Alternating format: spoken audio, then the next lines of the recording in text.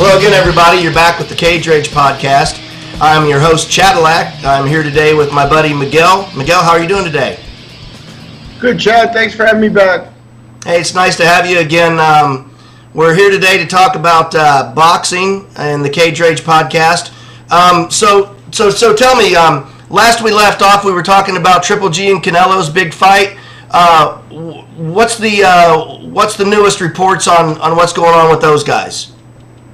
Well, it's been a couple of days now, over a week since the fight, so there's a couple of fallout things. It obviously, at this point, sort of points to them fighting a third time.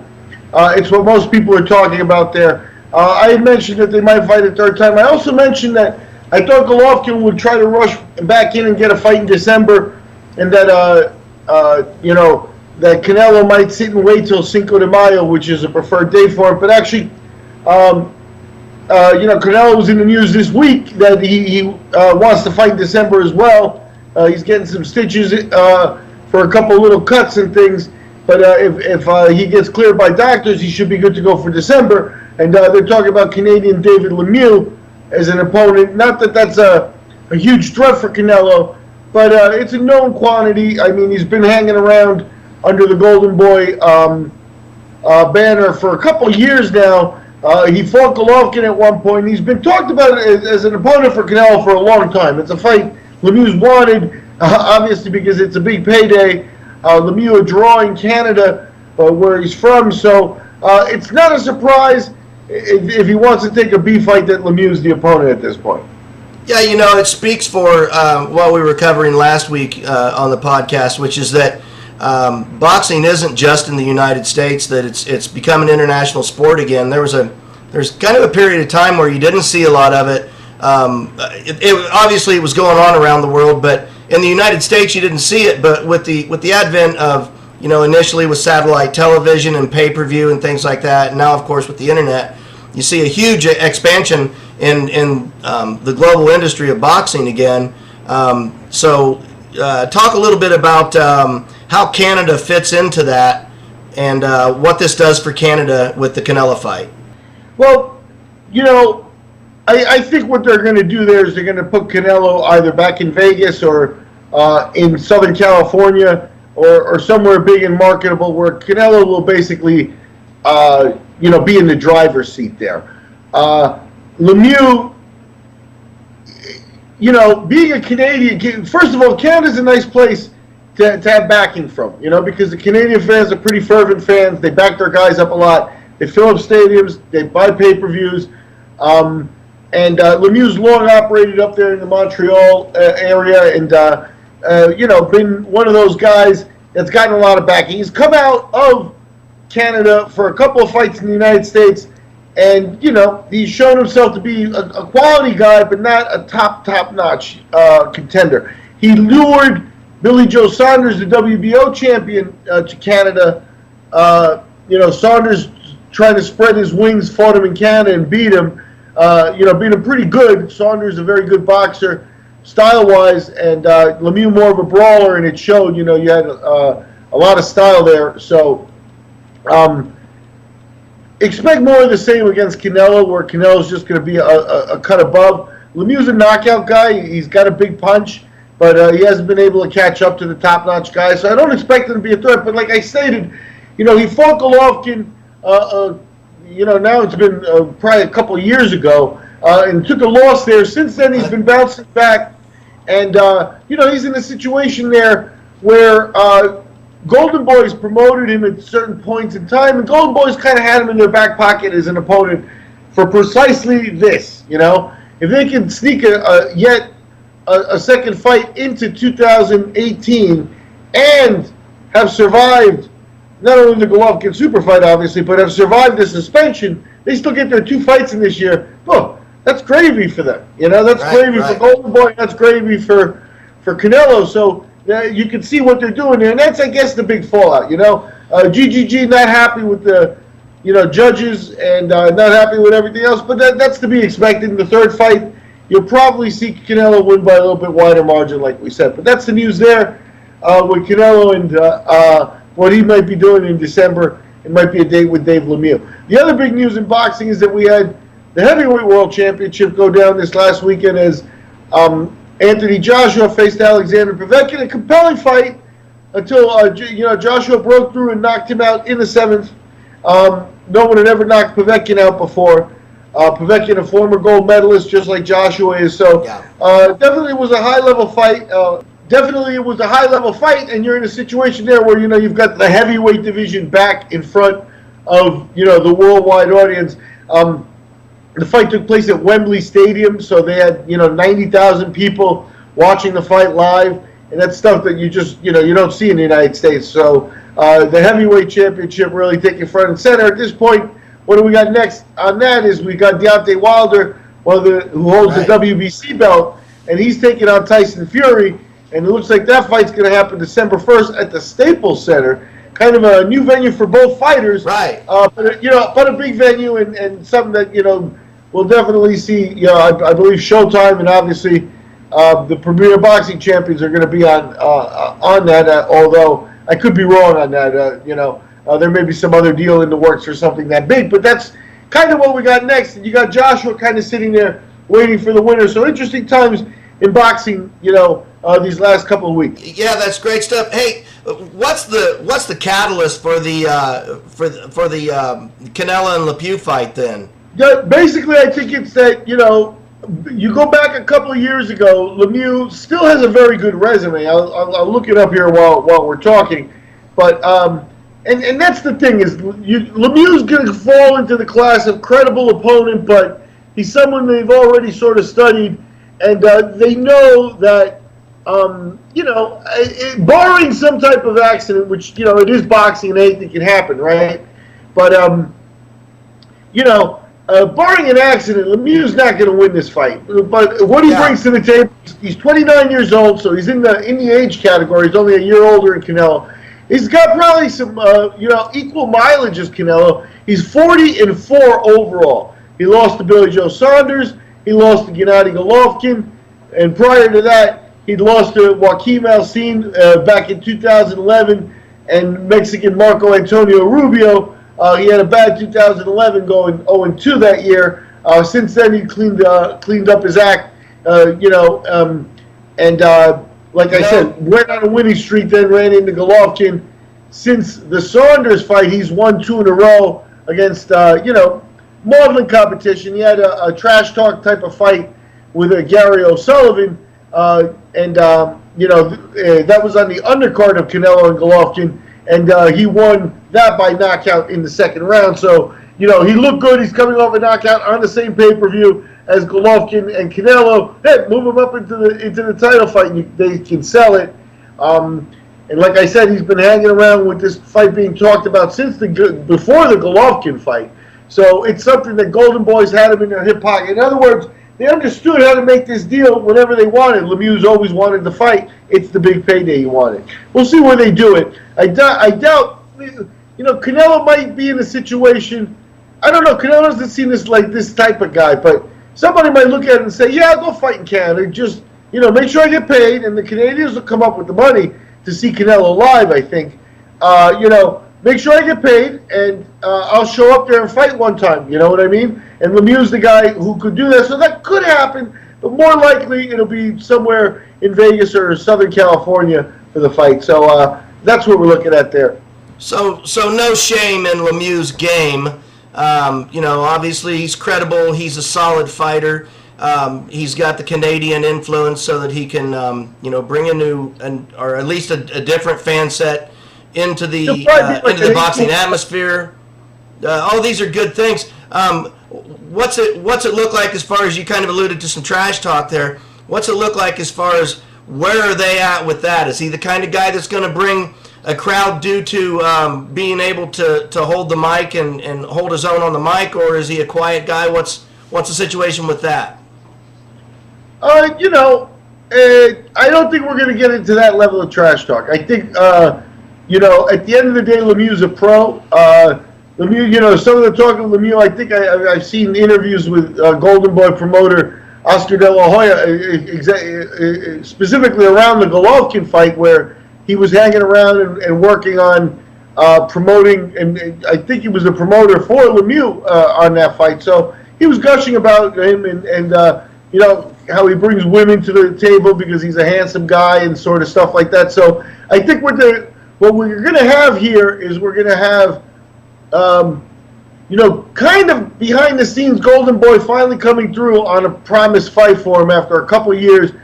Lemieux's done the right thing in terms of hanging around, trying to keep his record up. He's had trouble making weight, and obviously the loss to Saunders, he'd be a world champion if he hadn't lost there. So, he's fallen short a little bit, but they can make the claim, and I think more than anything, it also shows Golden Boy he kind of played his role for them, and now he finally gets the fight that they've been talking about for 2 years. Nobody has been screaming for Canelo to fight Lemieux. I don't even know if Canadian fans have, although his hardcore fans may. But he's not. He's like I say, he's probably going to be an 8-1 underdog on this one.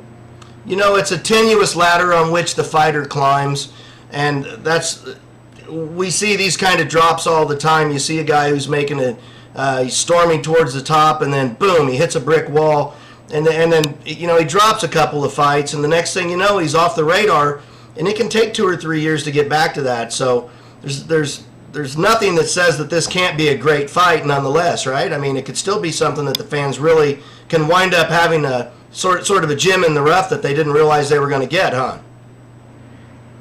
Boxing has a tendency, that could go either way, and that's exactly. I don't think you're going to be able to decide or know about that until we've actually seen it. I mean, the bottom line is Lemieux's got every reason to come in and try. Lemieux's got every reason to come in and try to do his best.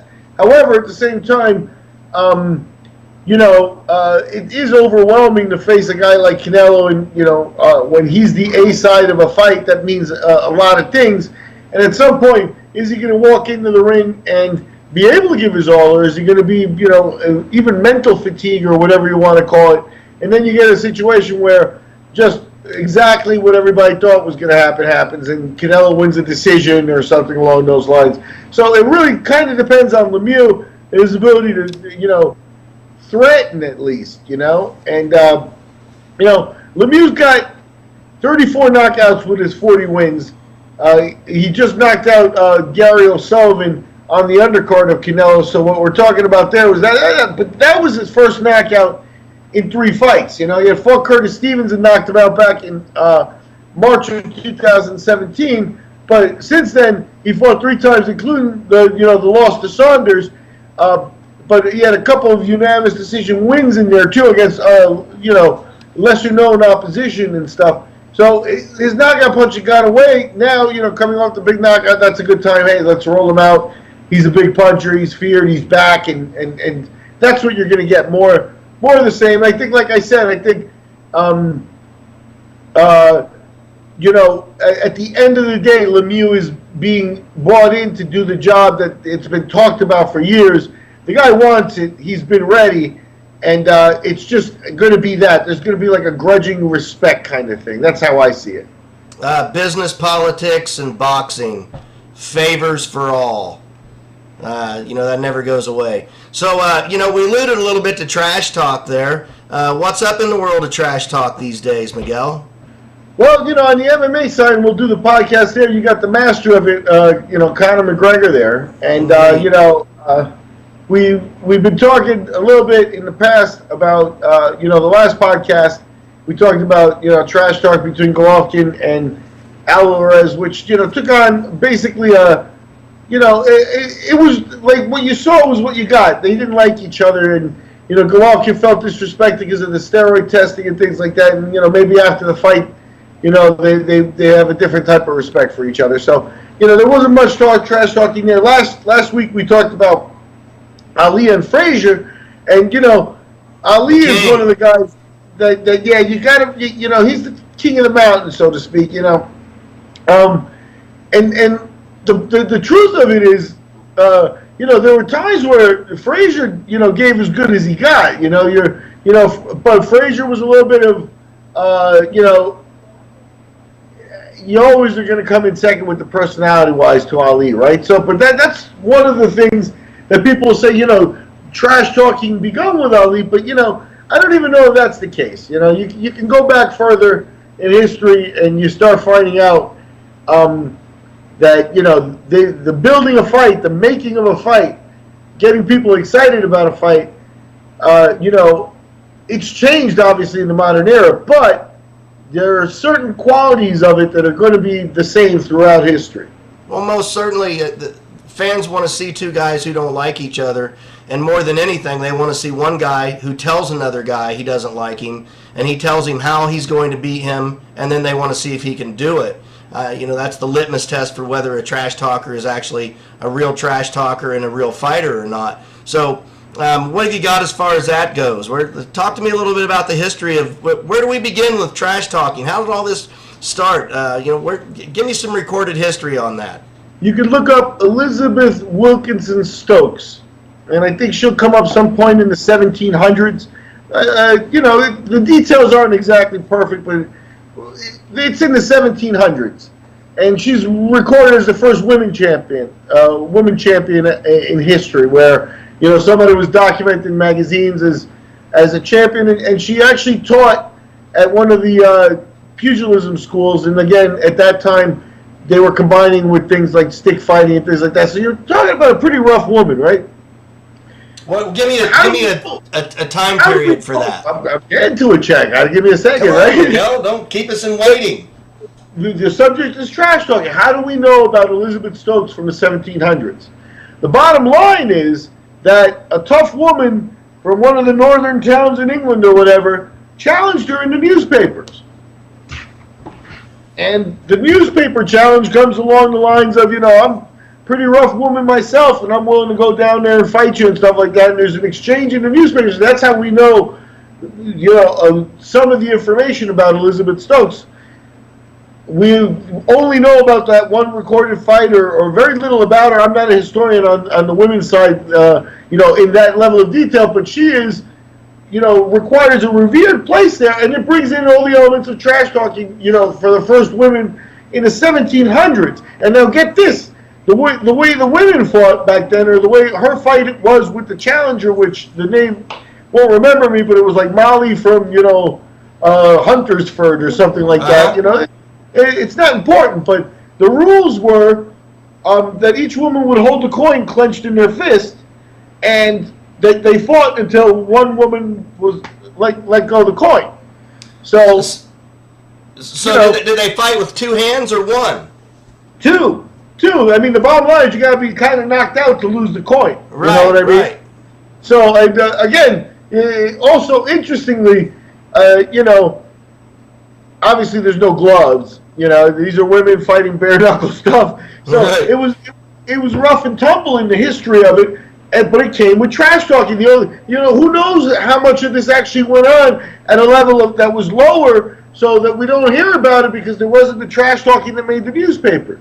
So I find it fascinating. And what I have here is, you know, the old collection. I want to thank my buddy Kid Hirsch out there who gave me a gift one time of some of these copies of the Illustrated Record. This is a magazine dated October 1st, 1910. So about exactly 107 years ago, and you can see here Jack Johnson and Sam Langford, and let me get this focused over here. In a war of words. So we're digging into the brotherhood here, into the archivist stuff that you're in charge of. Yeah, we're talking about, like, this is the International Brotherhood of Prize Fighters. You know, this magazine, the Illustrated Record, is the way a lot of people you know, got their news back then. This would be published weekly, and, you know, people bought this, took it home and read it. You know, there's a section on women's what's it called, the woman's realm, with household hints and things like that in the magazine. And then there's a section on crime, and then there's a section on sport and baseball. So the Illustrated Record, people would buy this every week. You know, you had your daily newspapers, and then you had this, which was like, you know, an extra way to cover the sport. And here you have Jack Johnson, Sam Langford. You know, that's a fight that never happened for the World Championship. Langford always chasing Sam Langford, always chasing Jack Johnson down, trying to get the title shot. In this particular case, I'm talking about in October of 1910, so this meeting that they're talking about where they engage in a war of words, happened in September of 1910. At that point, Johnson had been world champion going on just short of 2 years, about and over 18 months, right around there. So 18, 20 months. So he's already had a couple of fights with the belt. He's already starting to, be the media person and personality, or he already is the media person and personality there. So what happens is the Old Armory in Boston did a show, and Sam Langford's from Boston, so Langford went to the show like he probably always did, and all of a sudden there's a commotion at the show, and Jack Johnson shows up. And again, this is 1910, and you can see the cover So they're in the same building in 1910.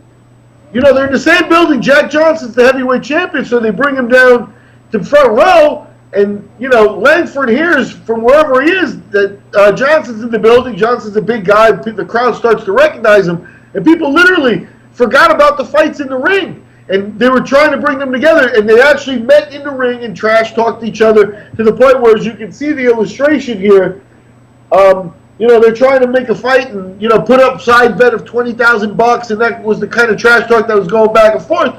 And Johnson, the heavyweight champion, pulls out $1,000 out of his pocket, like, hey, he didn't throw it in the air like Mayweather might, but that's an interesting move for a black man in 1910 in the ring, surrounded in a place mainly by white men with an adversary, just to show him, hey, look, I'm at a different level than you. And there's a certain aspect of the putting down and stuff like that, just the style of the art. And I'll send the editor some better pictures of this, so that if he wants to get them in there. But just the style of the art hints at, that ugly racism that just pops up all over the place in American history. You know what I mean? Right. And but it is worth talking about. And again, Jack Johnson had early on adapted the trash talk as his way to become a media, if not a media darling, at least a media magnet. Yeah, without trash talking. Look, there's a lot of ways you can market a fight, but the bottom line is, without trash talking, none of the other stuff works. You have to have the trash talk in order to make the mega fight. If the crowd doesn't believe that the two people are going to fight because they genuinely don't like one another, it becomes more sport, less rivalry, and when that happens, you don't build the franchise. So that's pretty fascinating stuff.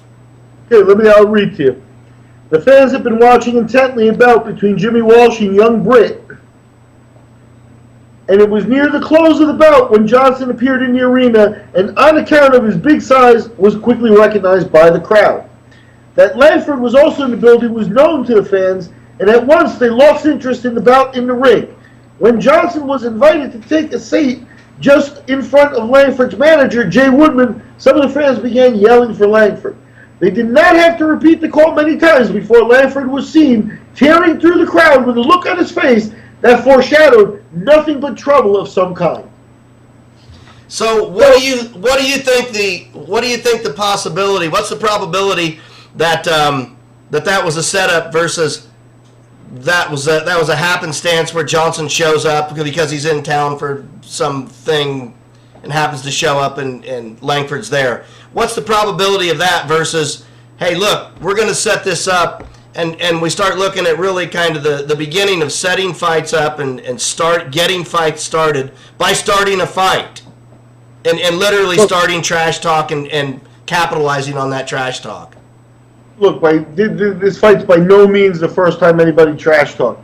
I bring it up because it was in the collection, and we're taping here at the end of September, and this is October 1st, the date of the magazine. So it's got a timely nature to it, and it just happened to hit on the subject. But this is by no means the first time. By now, Johnson had taken it to a certain level of perfection, bringing the racism in that I think black athletes after Johnson, he had such a reaction that you had the Joe Louis, Jackie Robinson type that was kind of, accepting of a certain amount of white privilege. And, they took what they could get and stuff like that, but they weren't the brash in your face type of guys that Jack Johnson was. And so, Johnson lived and died that way because, he suffered at the end of it, it wasn't good for him because he died poor and the whole thing. But in his biggest moments, he lived a completely bombastic, trash talking,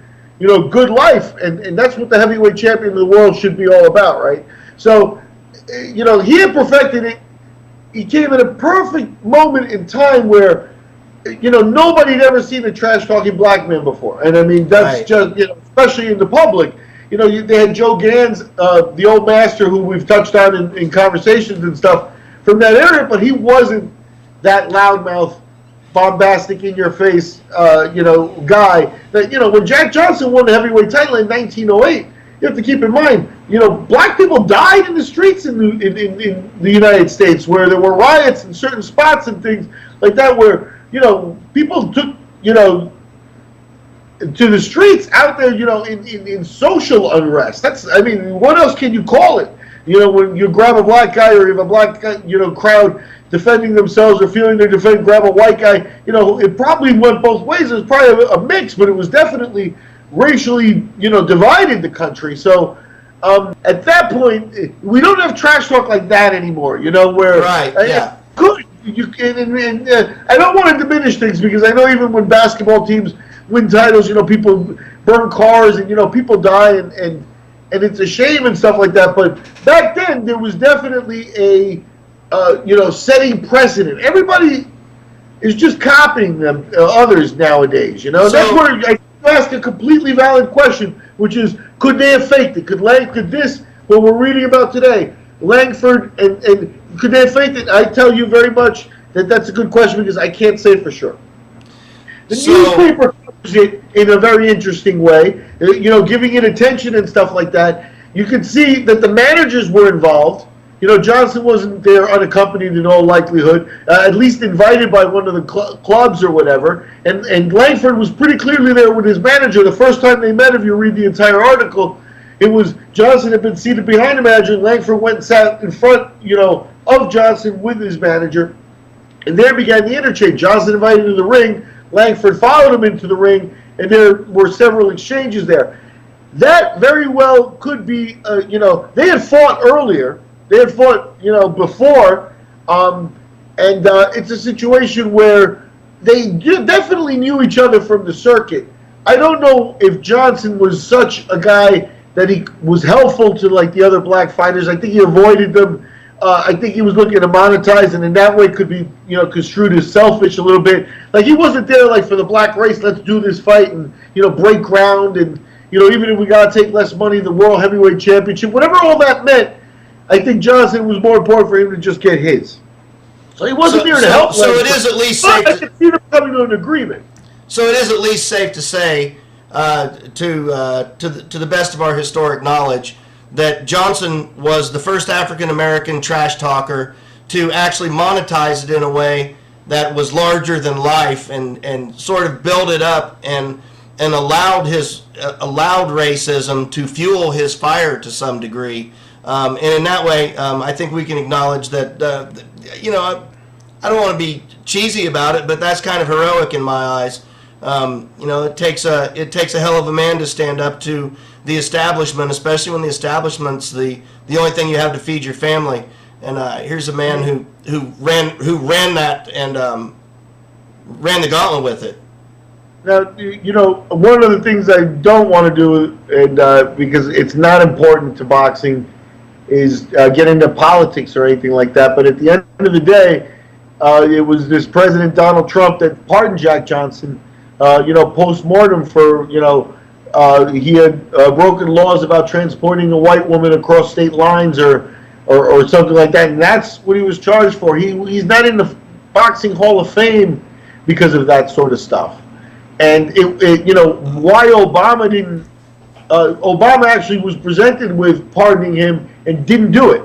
And I don't know, what legal reason there could be, that it was law back then and you have to honor the law. I don't know what the legal reasoning is, but everything logical in any way, shape, or form was to pardon this man by our standards now. Because the crimes that he was charged with were never crimes. They affected his life the whole time. And it was just recently this year that he was officially pardoned. So, Not that that's important in any way, shape, or form that Trump did it, but it took all that time for it to be recognized. I think that that's kind of an indictment on the way people consider boxing, maybe lesser or something like that. I don't know how that could be overlooked so long. So maybe that's something we can tackle on another episode. It's certainly worthy of its own historic notations. So yeah, that's it for today. This has been the Cage Rage podcast. We've been talking boxing with Miguel Ederati. Trash Talk 101, if you will. We covered a little bit of this and that. Canelo's next thing's coming up in Canada. So any last words, Miguel, before we sign off for the day? And, you want to check out boxing news, you can see my work at theboxingchannel.com, where I do commentary with Frank Laterzo. I'm grateful to work with him, a 50-year veteran of the sport, and about as no-nonsense as you can get. You can also check out thesweetscience.com for written news, and the International Brotherhood of Prize Fighters brings us, the collection, and so you can check out the websites of sweetscience.com and theboxingchannel.com out there. And thanks for your support, Chad. See you next week. We appreciate you. We'll see you again real soon. Coming up next, we're talking MMA. Click below. Let us know your comments. Send us your questions at Chadillac. That's ChadillaC. Chadillac at thecageragepodcast.com. Also, Miguel at thecageragepodcast.com. thesweetscience.com. You can catch me on thecageragepodcast.com, the Cage Rage Podcast on Facebook, etc., and so forth. You know how to do all that stuff. Get a hold of us however you want to get a hold of us. Let us know what you think of the show. We're glad you're here. We're here to stay, and we'll be back with some great stuff in MMA coming up real soon. Thanks a lot. Have a great night.